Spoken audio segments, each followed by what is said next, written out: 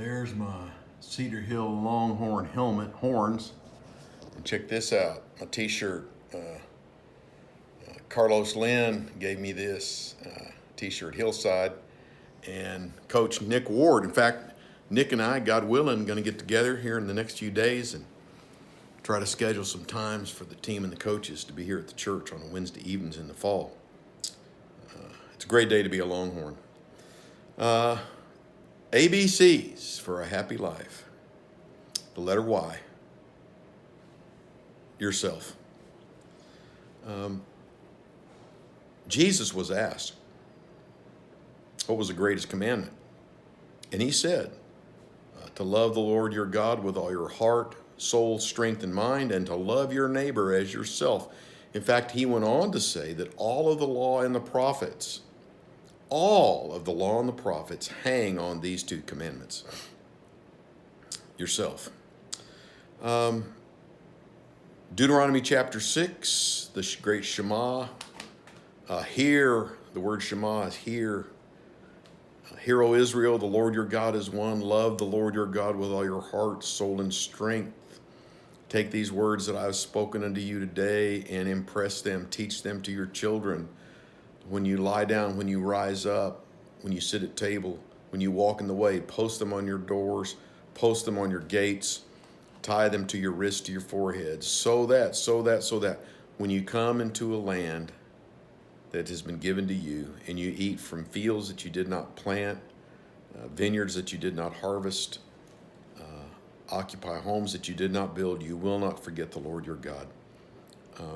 Love God. Love God with all your heart. Wholehearted living. Love God.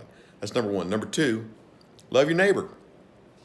Luke chapter 10, Jesus tells the story of the Good Samaritan. You talk about oxymorons for the ancient Jew. Ain't no such thing as Good Samaritan. But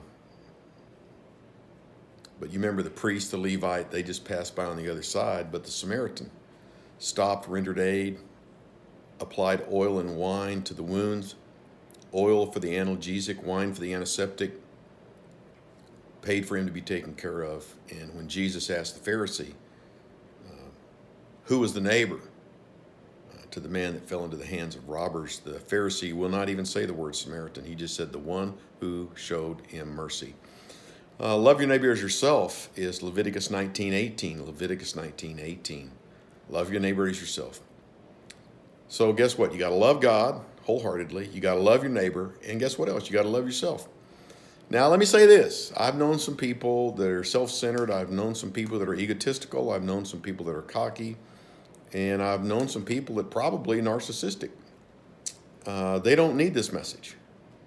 But a lot of us do need the message. You need to love yourself.